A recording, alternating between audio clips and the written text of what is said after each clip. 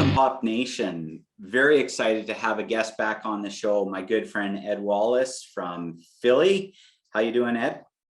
Doing great. Great to be with Hop Nation. Great to be with you, Corey, as always. And I can't believe you invited me back. Absolutely. Well, you know, with everything going on in the world, the value of relationships when we've been, you know, less intimate and around less people, you know, there's a desire to have more relationship, but we're also seeing a need that it's probably a differentiator within organizations. And you're the expert. You know, you're literally, your company's what is called Relational Capital Group, and you're with Achieve Next now, and running programs there. And I know the last time we did something together, it was actually a webinar that I did with you through Achieve Next, and we talked about this value first concept. So today wanted to invite you back, discuss, you know, where relational capital fits in 2022, because the idea behind RQ and relational capital has been around a long time. So this isn't that flash in the pan. And we've been talking about value first for a long time. So I want you to just, because I know you just had an article in Velocity that came out that talks about 3 strategies for delivering value first. And thank you very much, because I see you actually quoted me in there as, you know, someone behind this concept of value first. So I want to thank you for that and open up the conversation. So the first question to you, Ed, is how long has the idea of RQ and relational capital been around? And what's the relevance of it now compared to when you started? Sure. So, you know, I had a long sales career, and, you know, one of the things that we never picked up in training or any kind of sales training was how to build relationships. So I started a company in 2006, and we were trying to fill that niche. Sometimes it was called the dark art, because no one was really talking about, hey, you know, is there a process for building relationships? There can't be a process. How can there be a process for something that just has to be natural? We either have the skill or we don't. And so I laid out the process in my books. And if you think about it, Corey, when you first meet someone, do you have to find something in common? Absolutely. Then you start doing some things together and you build trust, right? When you spend time together, is it looked at positively, like an investment versus a cost? And you help each other. Well, guess what? I just wrote that down because that's what we do. We find something in common, and we call those acquaintance relationships. And then we start doing some stuff together. We display integrity and trust. We start becoming business peers. We use time effectively. We offer help to each other. And ultimately, when we can ask each other for help, we become respected advisors. So again, there is a process. It's kind of ad hoc until I just made 5 steps and we put it onto a ladder. So we started doing that way back then. And over the years, what we've learned from our corporate customers is relationships are a competency that can be learned and taught. I should have said taught and learned. And that, I think, you know, if you think about all the things that I'm really pleased that happened over the last 17 years, that's the number one thing, that we've kind of set the standard that, hey, by the way, when you start looking at the different competencies you're looking for your salespeople, your leadership people, anyone in your organization to have, relationships are a true competency. So that's like the number one thing I'm the most proud of. You know, I love that you brought that up, because I just recently saw that, you know, this area of, you know, relational capital, relational building, and all the things that used to be referred to as soft skills, they're now calling power skills. And organizations are realizing they're actually the force multiplier, whereas hard skills used to be those techniques and industry specific competencies that seemed specifically relevant, and they are, and they're still needed as a baseline, but it's really incremental in approach. So if you're looking to get performance and get up, you need something that's going to magnify that. And I know with all the leaders that I've been doing executive coaching for, and I know for you too, it started with, you know, sales people and sales organizations, but we realized that this is bigger than that. It's leadership in general, and life in general, even relationships with our family and spouses, right? We may not call it sales, but it's really influence and negotiation and intimacy, or a level of depth and meaning that we bring to relationships that's critical and really a force multiplier. So I'm glad they're doing away with this thing called soft skills, because it brought a negative connotation, which is absolutely wrong. It's actually a multiplier. So that power skills is something I find real cool, because, you know, everyone gets project focus and focuses on the task stuff, thinking that's the driver, but behind every task and every project is people and human beings. You know, if you think about, you know, Corey, in your consulting business and in your coaching practice, right?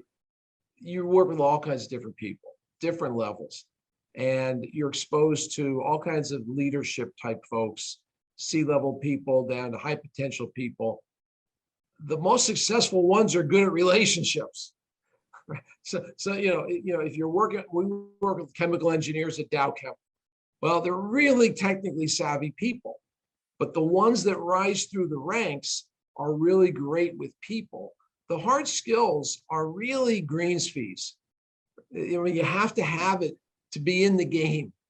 But the folks who can actually turn the hard skill and pivot into, you know, I have a saying in one of my books: everyone's success is through the experience they create for others.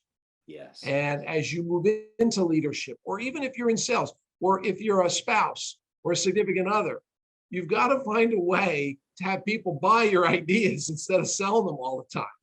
And we like to buy stuff. We don't like to sell. We don't like to be sold. So how do we find ways? Well, the one, you know, in linchpin to all that is people like, know, and trust us. And they like, know, and trust us. They've known us for a long time. They've worked with us before. We're believable to them. Whatever happens, it's probably going to be a positive thing. And if it isn't, you know, we kind of understand it from each other. Absolutely. And I love that. Now, in the article that just came out, A wonderful article, Account Management magazine, excellent.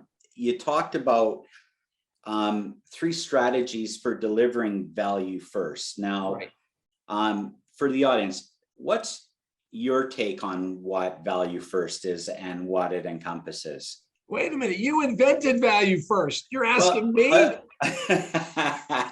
I'll tell you what some of the components I think are, but you know, you had my interesting perspective, and you're the guest, so I'll let you go first. That's just how I was brought up. Well, the first time that I heard you mention value first was a few years ago, maybe not that long ago. And I started thinking of the term value added.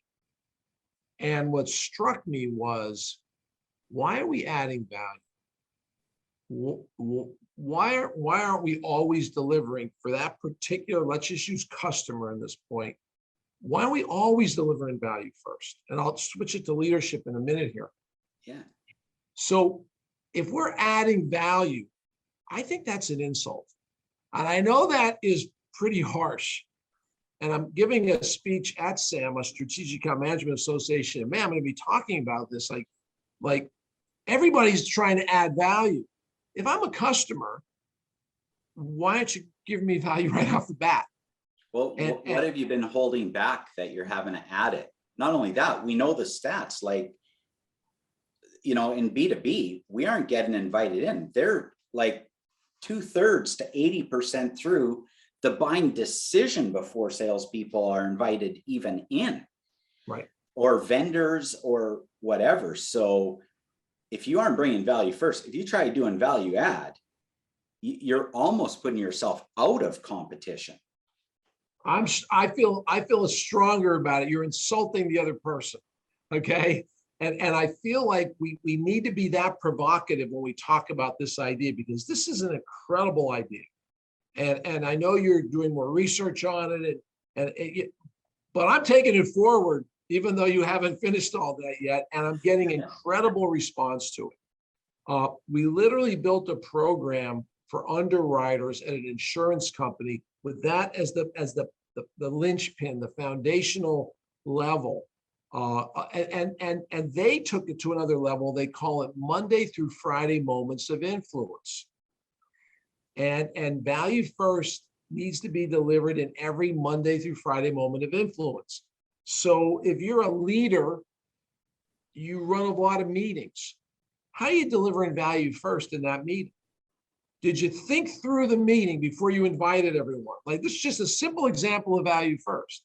Before you fired off that agenda, what are people how do they need to be prepared? Do they have enough time for that? What are they going to come with? Is the meeting going to end on the hour when everybody has to run to another meeting? I mean, all those things are part of value first. And they're part of building a competitor proof, veneer around yourself.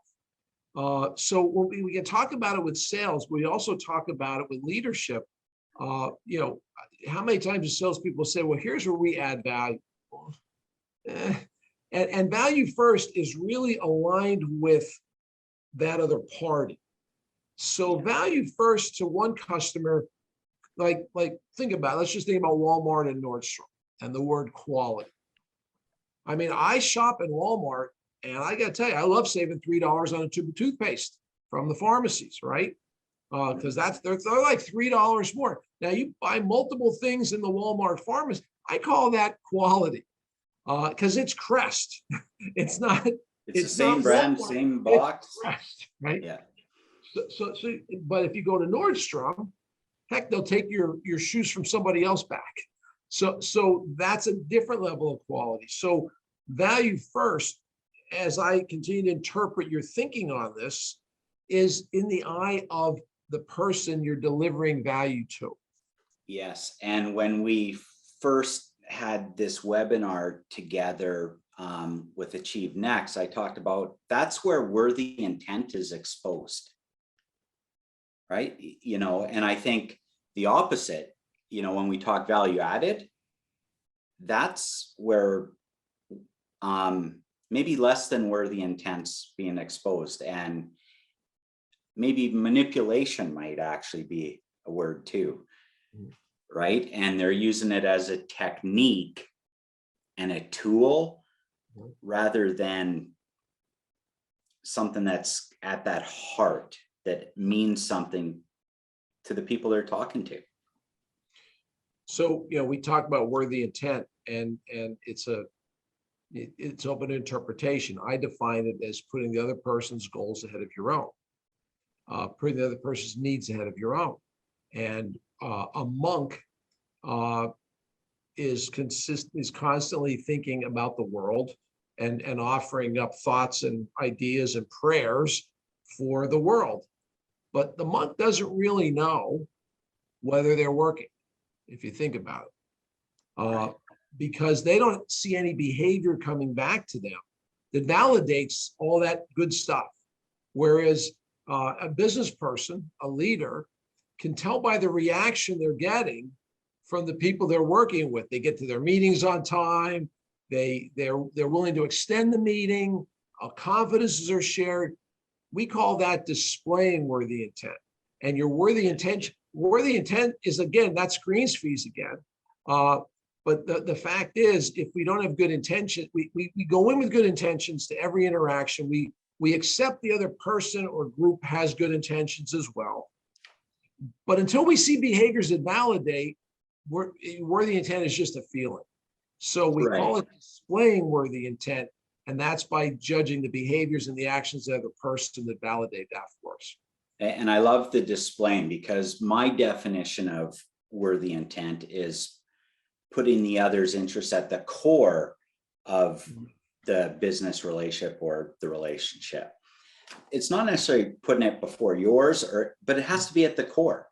And I think that's important. And I got called out on this by a high-level leader here recently, and because they interpreted it as first. And they said no, because I'm being tasked with certain business initiatives, so I have to have my interest and the company's interest at the core of the business relation as well. And I said, well, hey, wait, I said, and I showed the definition being at the core. It's not about a ranking, but they both, so there needs to be that mutual benefit. And if you don't put that at the core, if you're just coming at it with your perspective and trying to put on this social media approach and face of, oh, I have this great intention for you, but it's really being driven from a selfish motivation and their own intention. I think that's where you're not displaying worthy intent, which is really in the action of it, because actions do speak louder than words.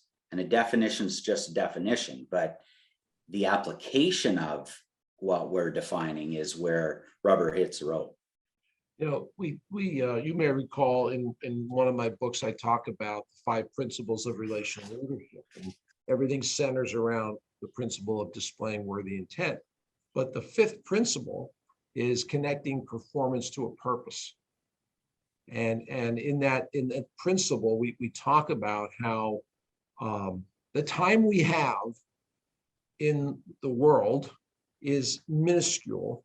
It's a number that we can't even comprehend against the age of the universe, the age of the earth. So we've got this little dash of time, and we all have a date we started, and then we have a dash, and then we have, unfortunately, another number on the end of that.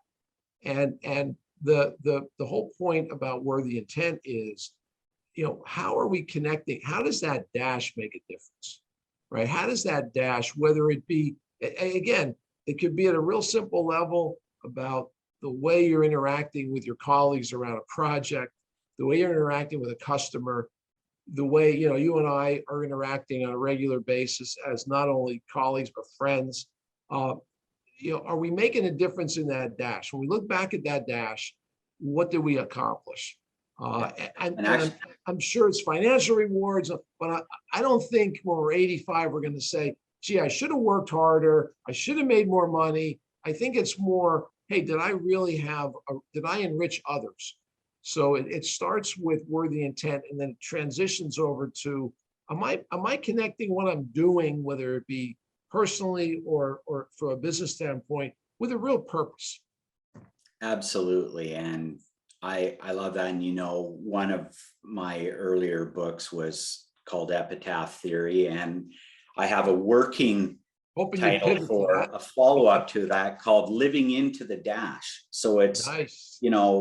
Rather than focusing on what you want just the epitaph to say, because most of the time the epitaph is written by someone after the fact that's left behind. And I honestly believe we should know and be dictating what our epitaph is going to say.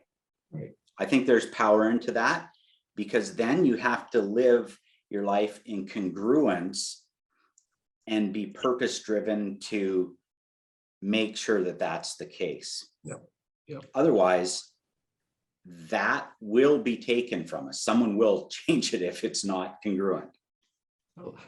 Grow up and be the person you're going to be, right? Exactly. And you talked about in the article too about expanding relationships laterally and vertically, and you had kind of the matrix. Talk about that strategy 3 you had there of expanding relationships laterally and vertically, and what that means to you. So we all tend to have, hopefully we do, a handful to many great relationships. We can talk from a sales perspective, or we can talk from a leadership perspective. Let's talk from a leadership perspective. So, I'm early on in my career, I had a leadership coach, and, I was a hypo in this company I worked for. And we'd meet once a month, sometimes on the golf course.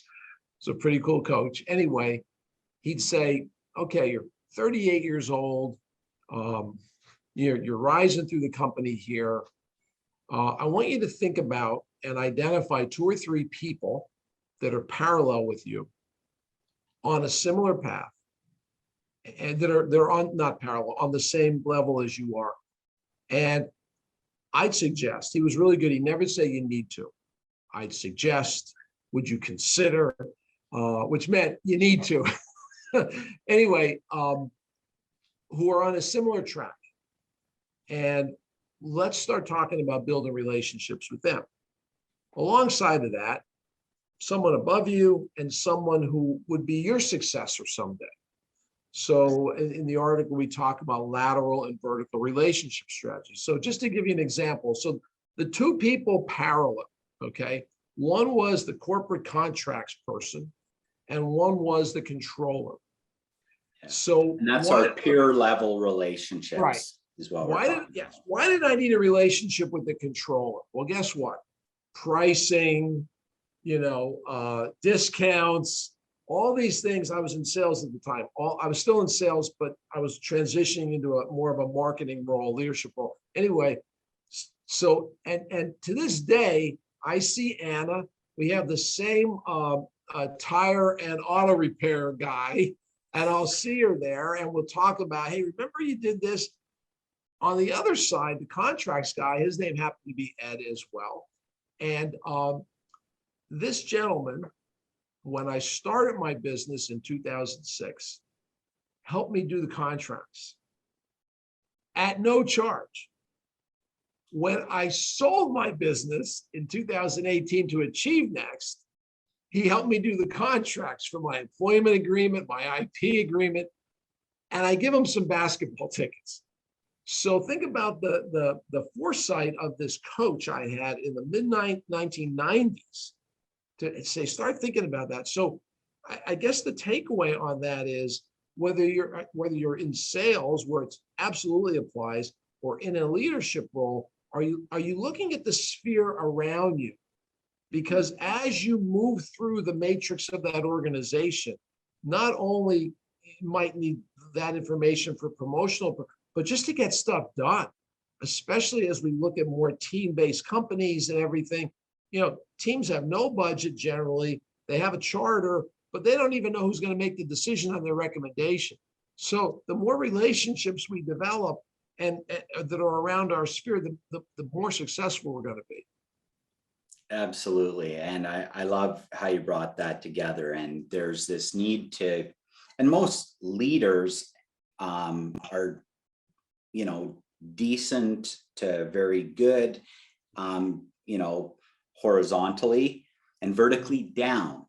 But one of the challenges that a lot have is being able to influence up, right, and guardrail against add-ons and all the shiny objects that might be coming down. And when you have your resource and capacity planning, so being able to have those strong relationships, and it's a different sort of conversation too. We know, and maybe that's a topic for another podcast, is how to build those relationships when you're influencing up, because it is a lot different than, to customer, client, or, horizontally and vertically down. It is different, and we can acknowledge that, I believe, right? Absolutely. I think, but just to pay off a bit on that, if we think about the relationship ladder, the process I talked about a little earlier, and how we take acquaintances to peers to advisors, why can't we be a peer with up?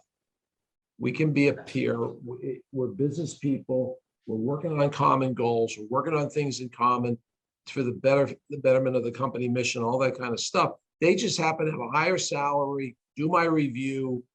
They have a different role than I have, but I've got ideas that they maybe don't have and they're relying on. So we call those professional peers. There's no role or hierarchy, even though that does exist. Well, I'm going to make it personally relevant to you, Ed. I have no doubt that Nick Rocco, the CEO for Achieve Next, you are definitely a respected advisor. If Nick was doing an RQ and you would be on his RQ, I'm absolutely positive of that.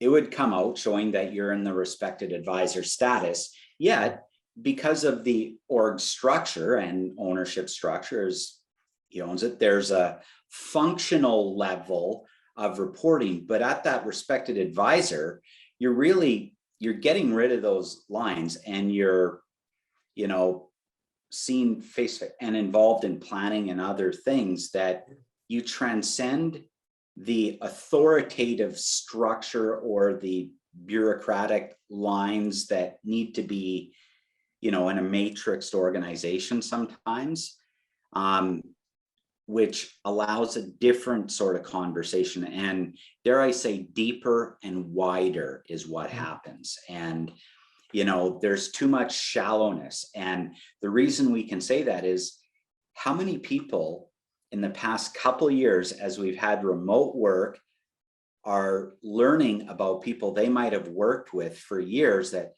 they had a family, children. Oh, you have a cat, because stuff comes onto a screen that we haven't went deep enough for years with people that we count on, literally, to put a roof over our head a lot of times.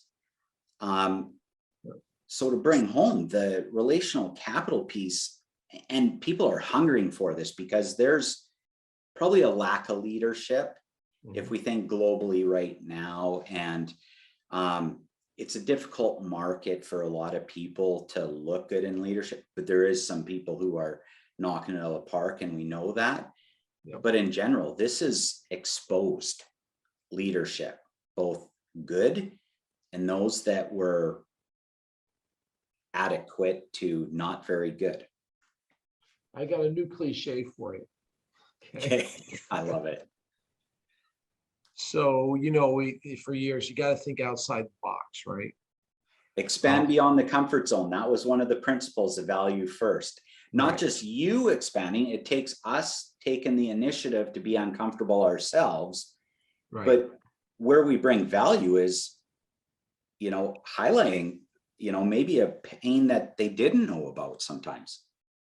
So if we apply what you're saying, right? Organizational charts are lines and sharp boxes, right? But we all know the work gets done relationally. So I call it, effective leaders think between the boxes, right? The lines that connect those boxes represent the opportunity to build relationships. They're not limiting, they're actually expansive. But we look at that line to the CEO and we say, well, that's the CEO. And it's, the CEO sits all by themselves, right? They have no friends. Everybody else is parallels. So if you think about the line to that CEO or the line to whoever, right? If we don't think between the boxes and don't think about, hey, how do I make that line less distinct and blur that line relationally? How do I become a business partner with that person? Now, at this stage of my career, it's easy, right? I'm very informal. I don't have the same, sense of obligation around that. I'm maybe too informal sometimes, but I don't think that it has to be a chronological thing. I think if you think about millennials, that generation is really not afraid of hierarchy in general. They'll ask the CEO to lunch in a small company. So I think millennials have the right idea when it comes to, hey, that's Nick. He's a business person. I'm working in his business. Why do I need to worry that there's a box and I'm 3 below that box? But I think my generation, your generation, we tend to like, oh, that's hierarchy. So I encourage people, don't wait until you're my age to be as comfortable trying to think between the boxes. Well, and maybe there's a creative redesign on org structure. And I know I've done some work on this, and agile, where they're flattening it, there's holacracy and all of that. But what if it was something completely different? Because they're all trying to play with a similar type model when they do that. What if we used a yacht and the CEO is like a rudder? They're a small piece of the overall super yacht, but a critical piece that ultimately shapes the direction that it's going. Right. But then, what's the engine? What's, the sails, what are the component parts of the sails, the mast, like, the hull, the foundation, and start putting people, then it's like, and you need all those component parts, because now we aren't siloing. Right. And it's not inner competition. Right. So how do we build relationships with that CEO? How do we build so that they feel like the rudder and not the captain of the ship? And again, CEOs and C-level people, they all have different ways to work, approaches. Some of them are not visionaries. They need the ideas coming through them. Some are visionaries, Steve Jobs, right? But some, it's better if the ideas come to them and they help operationalize the idea. Right. They have to make the decision. They hold the power of the decision once that shapes the direction because of just power. But they don't, to your point, they don't have to come up with the vision. In fact, they shouldn't be doing it just themselves. And this gets back to value first. And this gets back to what we talked about earlier. How do we make it easy for the CEO to buy the idea, right? Part of it is the relationship we built with that person. And we couldn't do a podcast if we don't talk about relational GPS, right? Absolutely. So I'll ask a question if I'm doing a training or a keynote: when do business relationships begin? And I'll give 3 or 4 choices. When you link in with someone, when you meet them at a conference, which is starting up again, when you, when someone introduces you, or when you locate an aspect of something they're trying to accomplish, we call those goals. Something they really care about in life, we call those passions. And or something that they're trying to overcome, we call those struggles. And every human being in business that I've worked with has goals, passions, and struggles. And we can't look at a LinkedIn page and say, oh, Corey must have this as a goal based on, because it takes an investment. It takes an investment to locate goals, passions, and struggles. But I'm pretty comfortable declaring the more GPS, relational GPS we locate, the faster the relationship goes, the better chance we have to move that, and the better chance we have when decisions need to be made for good things to happen. It's the deeper and wider driver. Right.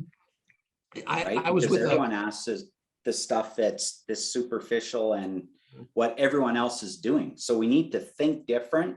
Right. And be dangerous. I was telling you, that's my battle cry. I love that. For Be 2022. Yeah. Right.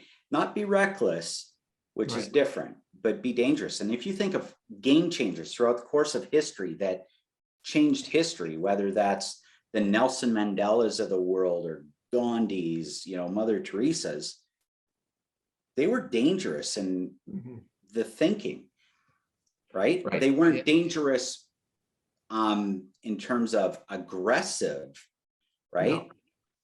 But what they were doing, because they thought differently, and to your point, that 5th principle, it was on a purpose that was beyond themselves a lot of times. And I think that's key. And because we're almost out of time here, the last thing I want to get your feedback on is we've had 2 years where there's been a lot of people who've been either consciously or unconsciously in a reactive state and a little passive, because, you know, we've been in this pandemic situation, and, you know, there's been some limits to how things have done, and it's led to a little passivity and reactive state. Sure. How does relational capital and value first move to a proactive and future focused orientation versus wallowing and worrying about the current state, for starters? And a lot of organizations, people are all the time fire drills and firefighting. Well, if we think about the tenets of relational capital, right? The principle of worthy intent, locating someone's relational GPS, being curious about that person, and thinking in terms of a process, working your way up a relational ladder.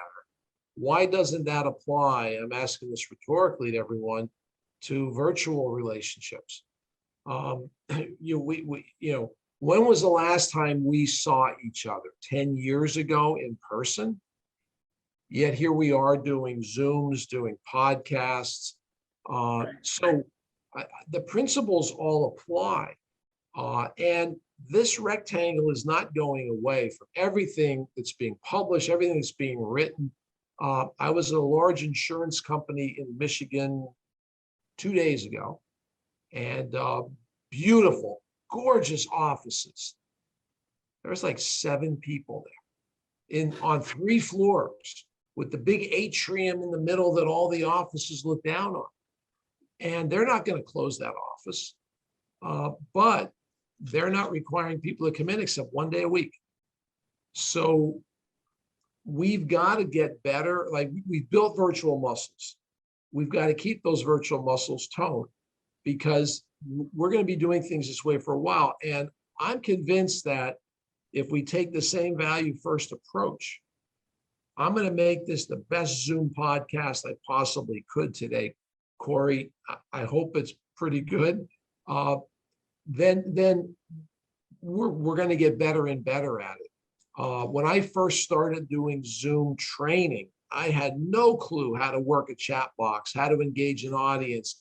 I was, I know it's hard to believe, I was nervous. I welcome chat training programs now. I welcome having 50 people on a chat and seeing the interaction and calling on people. So I think the leaders of the future have to get really good at virtual relationship building. And the principles are the same. We're just using a digital approach to it with a camera. So and it's being adaptive. Yeah. Yeah. Yep. I love it. Thank you very much. Your word is agile. Yes. Thank you. Well, and I obviously didn't come up with that, but I know it's one that everyone has been having to embrace. Yep. Because if you didn't, it was probably more painful. So thank you very much, Ed. Very timely. Looking forward to connecting very soon. It hasn't been quite 10 years. I think it's been about 2016 maybe, or 17. Really? Oh, yes, that's right. Portland. That's right. That's right. Sorry. Yeah. But before that, you're right. It was getting older, almost, forgetting things. yeah, it would have been 10 years before that. So Yes. we're due. In Phoenix. See, I remember that. You betcha. Awesome. Well, I look forward to connecting this summer, and all the best to you, Lori, and the kids. Right back at you. Hope we see you on your visit to Philly. And thanks for sharing me with your HOP audience today. Everyone, take care. Go out there and build great relationships. Awesome. And thank you, HOP Nation. Look forward to seeing you next week.